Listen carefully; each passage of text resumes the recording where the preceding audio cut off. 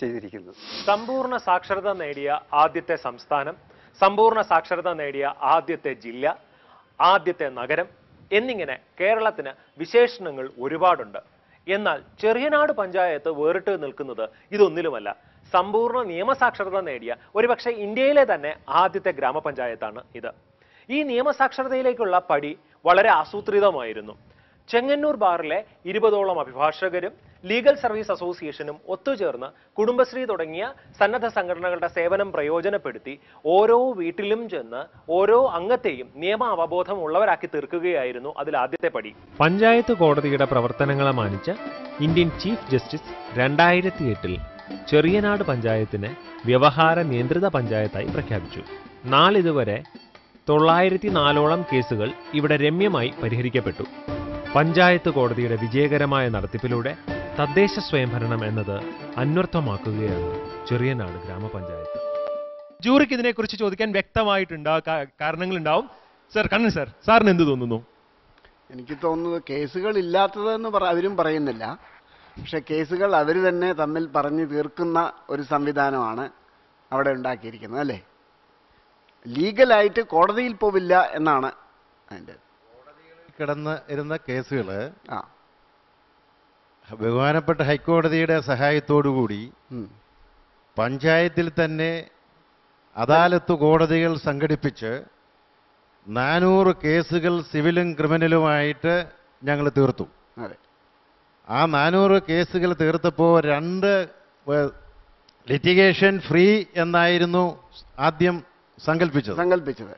2 കേസിന് നിയമക്കുരുക്ക് കൂടുതൽ വന്നതുകൊണ്ട് ആരാധ്യനായ സുപ്രീം കോടതി ചീഫ് ജസ്റ്റിസ് തന്നെ നേരിട്ട് ഇടപെട്ട് പേരിന് ഒരു മാറ്റം വരുത്തി പ്രഖ്യാപിക്കണം എന്നാവശ്യപ്പെട്ടു. അങ്ങനെ ബഹുമാനപ്പെട്ട സുപ്രീം കോടതി ചീഫ് ജസ്റ്റിസ് അടക്കം കണ്ടുപിടിച്ച പുതിയ പേരാണ് ലിറ്റിഗേഷൻ കൺട്രോൾഡ് എന്ന നാമകരണം നമുക്ക് ഈ ഇതിന് കിട്ടിയത്. ലിറ്റിഗേഷനുമായിട്ട് സംബന്ധിച്ച നമ്മുടെ ഇന്നുള്ള നിയമവ്യവസ്ഥയ്ക്ക് താങ്ങാനാകാത്ത വിധം വ്യവഹാരങ്ങളാണ് കോടതിയിൽ കിടക്കുന്നത്. അതിനൊരു പരിഹാരം എന്നോണം ഇത് പഞ്ചായത്ത് തലത്തിൽ തന്നെ കൈകാര്യം ചെയ്യാൻ സാധിക്കും എന്ന് കാണിച്ചു കൊടുക്കുന്ന ഒരു മോഡലാണ് നിങ്ങൾ അത് വളർത്തിയെടുത്തത്. പക്ഷേ എനിക്ക് ചോദിക്കാനുള്ളത്, അങ്ങനെ ഈ ഒരു മോഡൽ വികസിപ്പിച്ചെടുക്കുമ്പോൾ എല്ലാവരുടെയും സമ്മതത്തോടെ അല്ലെങ്കിൽ അവരുടെ പങ്കാളിത്തത്തോടെ ഇങ്ങനൊരു സംവിധാനം നടപ്പിലാക്കാൻ എങ്ങനെ സാധിച്ചു എന്ന് പലർക്കും അറിയാനൊരാഗ്രഹം ഉണ്ടാവും. അത് പഞ്ചായത്ത് നോമിനേറ്റ് ചെയ്ത 5 അംഗങ്ങളാണ് ഈ പഞ്ചായത്ത് കോടതി സമിതിയിലുള്ളത്. അതിൽ പഞ്ചായത്ത് LDF ലീഡർഷിപ്പ് നൽകുന്ന ഒരു പഞ്ചായത്താണ്. എന്നാൽ ഈ 5 അംഗങ്ങളുടെ ഒരു പ്രൊഫൈൽ നോക്കിയാൽ അതിൻ്റെ അകത്ത് കോൺഗ്രസിൻ്റെ സജീവ പ്രവർത്തനമുണ്ട്, BJPയുടെ സജീവ പ്രവർത്തനമുണ്ട്, മുസ്ലിം ലീഗ് സമുദായത്തിൽ നിന്നുള്ള പ്രതിനിധിയുണ്ട്, പിന്നെ മറ്റ് സോഷ്യൽ ആക്ടിവിറ്റീസിൻ്റെ റെപ്രസെൻറ്റേറ്റീവ്സ് ഉണ്ട്. ഇവരെല്ലാവരും കൂടെ ചേർന്നാണ് സമിതി. എന്നുവെച്ചാൽ എല്ലാ വിഭാഗം ജനങ്ങളുടെയും പ്രാതിനിധ്യമുള്ള ഒരു പരിച്ഛേദമാണ് ഈ കോടതി. അതുകൊണ്ട് തന്നെ മാത്രമല്ല, ഞങ്ങൾ എടുക്കുന്ന തീരുമാനങ്ങൾ എന്ന് പറയുന്ന ആ തീരുമാനത്തിൻ്റെ പ്രത്യേകതയുമുണ്ട് ജനങ്ങളുടെ അംഗീകാരം കിട്ടാൻ. അതിനോട് ഇമ്പാർഷ്യാലിറ്റി ഉണ്ട്. കാരണം ഏതെങ്കിലും സമയത്ത് ഇത് പാർഷ്യലാണെന്ന് തോന്നിയാൽ പിന്നെ ആളുകൾ സഹകരിക്കില്ല. So impartiality of it is വളരെ ഇമ്പോർട്ടൻ്റ് ആണ്.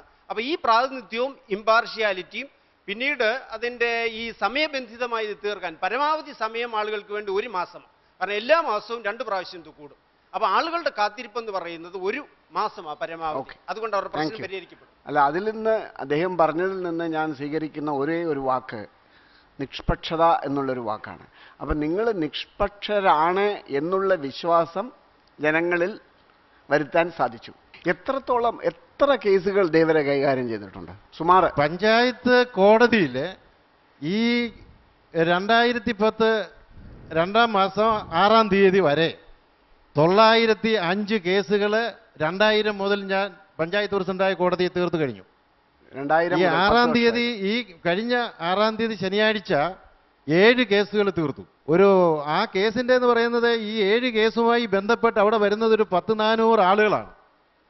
ഞങ്ങൾ കോടതിയിൽ കേസ് തീർത്ത് കഴിഞ്ഞാൽ അവർക്ക് പറയാനുള്ളതെല്ലാം കേട്ട് സന്തോഷമായി കേട്ടിട്ട് അതിൻ്റെ ഗുണദോഷങ്ങൾ മുഴുവൻ അവരെ പറഞ്ഞു മനസ്സിലാക്കി പുറത്തു പോയാൽ ഉണ്ടാകുന്ന കാര്യങ്ങൾ എന്താണ്, അത് പാടില്ല, സന്തോഷമായി ജീവിക്കണം, വളരെ ചുരുങ്ങിയ സമയം മാത്രമേ നമുക്കിവിടെ ജീവിതമുള്ളൂ. അതുകൊണ്ട് സന്തോഷമായി പ്രശ്നങ്ങൾ അവസാനിപ്പിക്കണമെന്ന് പറഞ്ഞ് ഭാര്യയും ഭർത്താവുമാണെങ്കിൽ കൈക്ക് കൈ പിടിപ്പിച്ച് ഒരു വണ്ടിയെ കയറ്റി വീട്ടിൽ വിട്ട് കൂടെ പഞ്ചായത്ത് മെമ്പറും പോയി അത് മുറയ്ക്ക് അവരെ എങ്ങനെ ഇരിക്കുന്നു എന്ന് പരിശോധിക്കുക കൂടെ ഞങ്ങൾ ചെയ്യുകയാണ്. അങ്ങനെയാണ് ഞങ്ങൾ കുടുംബ പ്രശ്നം പരിഹരിക്കുന്നത്. വസ്തു പ്രശ്നമാണെങ്കിൽ അത് അവിടെ ചെന്ന് പഞ്ചായത്ത് കോടതി തീരുമാനിക്കും. ഒരൊറ്റ ആൾ പോലും പഞ്ചായത്ത് കോടതിയിൽ നിന്ന് ഇറങ്ങി പോകില്ല. ഞങ്ങൾ പറഞ്ഞു കേട്ടിട്ട് പഞ്ചായത്ത് പ്രസിഡന്റ് അടക്കം കോടതി അംഗങ്ങൾ എടുക്കുന്ന തീരുമാനം അംഗീകരിക്കുമോ എന്ന് ചോദിക്കും. സന്തോഷമായി അംഗീകരിക്കുമെന്ന് രണ്ടു കൂട്ടരും പറയും. അതിന് കക്ഷി രാഷ്ട്രീയമില്ല. ഈ പഞ്ചായത്ത് കോടതിയുടെ വിശേഷം, പഞ്ചായത്ത് കോടതിയിൽ ആരും തോക്കുന്നില്ല. രണ്ടു കൂട്ടരും ജയിച്ചിട്ട് കൈ പിടിച്ച് സന്തോഷത്തോടു കൂടി പോകുന്നു. അത് മനസ്സിലായി.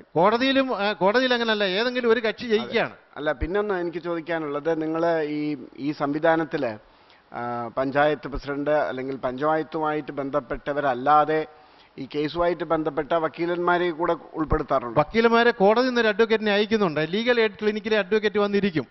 എത്ര കേസ് തീർന്നു എന്നുള്ളത് നോട്ട് ചെയ്ത് സർട്ടിഫിക്കറ്റുമായിട്ട് പോകും. അത് ശരി. ചെറിയാട് പഞ്ചായത്ത് കോടതിയുടെ ചുവട് പിടിച്ചാണ് ഇന്ത്യ ഗവൺമെന്റ് ഇപ്പോൾ ഗ്രാമീൺ ന്യായാലയ ബില്ല് പോലും പാസ്സാക്കിയിരിക്കുന്നതാണ് ഞങ്ങൾ വിശ്വസിക്കുന്നത്. കുറച്ചൊരു ലാഘവത്വം കൊണ്ടൊന്ന് ചോദിക്കുകയാണെങ്കിൽ ഈ വക്കീലന്മാരുടെ തൊഴിലില്ലായ്മയ്ക്ക് എന്തെങ്കിലും ഒരു പദ്ധതിയും കൂടെ കണ്ടിട്ടുണ്ടോ? അതോ ചെറിയനാട്ടിൽ വക്കീലന്മാരില്ലേ? നമ്മുടെ വിവരാവകാശ നിയമപ്രകാരമുള്ള ഏറ്റവും പുതിയ കണക്ക് 30 മില്യൺ കേസുകൾ ഇന്ത്യയിലെ കോടതികളിൽ കെട്ടിക്കിടക്കുന്നതാണ്. അതിൽ 26 മില്യൺ കേസുകൾ കീഴ്ക്കോടതികളിലും 3 മില്യൺ കേസുകൾ ഹൈക്കോടതികളിലും ബാക്കി കേസുകൾ സുപ്രീം കോടതികളിലുമാണ് കെട്ടിക്കിടക്കുന്നത്. അപ്പം വക്കീലന്മാർക്ക് ഒരു കാരണവശാലും കേസ് കുറയുന്ന ഒരു പ്രശ്നം ഉണ്ടാകുന്നില്ല. ചെറിയ നാടിൻ്റെ വലിയ നേട്ടത്തെ അഭിനന്ദിക്കുകയാണ്. പക്ഷെ എനിക്കൊരു സംശയം, ഈ അപ്പീലിന് പോകാതെ തീരുമാനം സ്വീകരിക്കുന്നതിന് എന്തെങ്കിലും ഒരു സാമൂഹിക സമ്മർദ്ദം ഈ കക്ഷികളിൽ വരുന്നുണ്ട്? പ്രസിഡന്റ് സൂചിപ്പിച്ചതുപോലെ ഈ പഞ്ചായത്ത് കോടതിയിലെ പഞ്ചായത്ത് അംഗങ്ങൾ സംസാരിക്കുമ്പോഴുണ്ടാകുന്ന ഒരു എഡ്യൂക്കേറ്റീവ് വാല്യൂ ഉണ്ട്. അതോടൊപ്പം തന്നെ ഞങ്ങൾ കൂടുമ്പോൾ ലീഗൽ എയ്ഡ് ക്ലിനിക്കിൽ നിന്ന് ഒരു അഡ്വക്കേറ്റിനെ കോടതിയിൽ നിന്ന് വിടും. അതിൻ്റെ നിയമവശവും ഇത് എത്തിയാൽ ഇത് ദീർഘകാലം കൊണ്ട് എത്ര കാലം കൊണ്ട് ഈ കേസിൻ്റെ ഒരു പരിഹാരം ഉണ്ടാക്കാൻ കഴിയുമെന്ന കാര്യങ്ങൾ ഉൾപ്പെടെ ഈ അഡ്വക്കേറ്റ് അവിടെ സംസാരിക്കും. അപ്പോൾ ഇത് കഴിയുമ്പോഴേ ആയുസ് പാഴാക്കണ്ട, ഈ കാര്യങ്ങൾ സൗഹാർദ്ദമായി തീരുന്നതാണ് നല്ലത് എന്ന ഒരു വിദ്യാഭ്യാസപരമായ ഒരു ആസ്പെക്റ്റും കൂടെ ഇതിനുണ്ട്. ഇവിടെ സിവിലും ക്രിമിനലും എന്ന് പറഞ്ഞു. അപ്പോൾ ക്രിമിനൽ കേസ് എങ്ങനെയാണ് നിങ്ങൾ തീർപ്പാക്കുക? സാറേ, അത് ക്രിമിനൽ കേസ് തീർത്തത് ഞങ്ങൾ സമ്പൂർണ്ണ അടിച്ചാൽ തിരിച്ചടിക്കാൻ പറയോ? അടിച്ചയാളോട് തിരിച്ചടിക്കാൻ പറയോ? അല്ല, ക്രിമിനൽ കേസ് തീർത്തത് ശരിക്കും ക്രിമിനൽ കേസ് തീർക്കാൻ പഞ്ചായത്ത് കോടതിക്ക് അധികാരമില്ല. എന്നാൽ ലിറ്റിഗേഷൻ കൺട്രോൾഡ് പഞ്ചായത്ത് ആക്കുക എന്ന ലക്ഷ്യത്തോടെ കോടതിയിൽ കിടന്ന ക്രിമിനൽ കേസുകൾ ഉൾപ്പെടെയുള്ള കേസുകൾ പഞ്ചായത്തിലേക്ക് വരുത്തി ന്യായാധിപന്മാരുടെ സാന്നിധ്യത്തിൽ അദാലത്ത് നടത്തി 400 ക്രിമിനൽ ആൻഡ് സിവിൽ കേസുകൾ തീർത്തു. ഒരു 150 കൊല്ലം മുമ്പ് വരെ നമ്മുടെ ഗ്രാമങ്ങളിലുണ്ടായിരുന്ന സംവിധാനമാണ് ഈ ഒന്നാം തീയതി കൂട്ടം, കാർത്തിക കൂട്ടം ഒക്കെ പറഞ്ഞിട്ട് ഒരു ഗ്രാമത്തിലെ പ്രധാനപ്പെട്ട വ്യക്തികൾ തന്നെ ഇരുന്ന് ആ ഗ്രാമത്തിലെ കേസുകൾ മുഴുവൻ തീർക്കുന്ന ഒരു സംവിധാനം തിരുവിതാംകൂറിലുണ്ടായിരുന്നു. അത് കോടതികളും വക്കീലന്മാരും ഒക്കെ പെരുകി ഇംഗ്ലീഷ് വിദ്യാഭ്യാസം വന്നപ്പോൾ അത് ഇല്ലാതായി.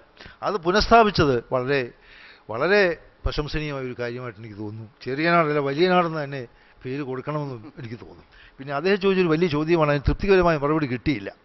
സാമാന്യമായ സിവിൽ കേസുകളൊക്കെ നമുക്ക് ഇങ്ങനെ തീർക്കാം, പക്ഷേ സങ്കീർണമായ ക്രിമിനൽ കേസുകൾ എങ്ങനെ, അത് ലീഗൽ സർവീസ് അതോറിറ്റി നിയമത്തിൽ അതിന് വല്ല ഇനേബിളിംഗ് പ്രൊവിഷൻ ഉണ്ടോ എന്ന് എനിക്ക് അറിഞ്ഞുകൂടാ. അത് അത്ര വ്യക്തമായിരുന്നില്ല അതിൻ്റെ വിശദീകരണം. ക്രിമിനൽ കേസുകൾ, അടിപൊളി കേസ്, സമരഭേദന കേസ്, മോഷണ കേസ്, ക്രിമിനൽ കേസുകൾ വാദിയെയും പ്രതിയെയും ഞങ്ങൾ രമ്യതാ കമ്മിറ്റിയുടെ പ്രവർത്തകർ വീട്ടിൽ ചെന്ന് വെവ്വേറെ കണ്ട് കേസ് തീർക്കേണ്ട ആവശ്യകതയെ സംബന്ധിച്ച് പറഞ്ഞ് ബോധ്യപ്പെടുത്തി. ഒരു പക്ഷേങ്കിൽ നഷ്ടപരിഹാരം എന്തെങ്കിലും കൊടുക്കേണ്ടതായാൽ പോലും മറ്റവരെ കൊണ്ട് അത് കൊടുപ്പിക്കാനുള്ള തയ്യാറെടുപ്പ് നടത്തി സമാധാനപരമായി പ്രശ്നം തീർക്കുന്നതിന് ജഡ്ജിമാരുടെ മുമ്പിൽ എത്തിക്കുകയായിരുന്നു.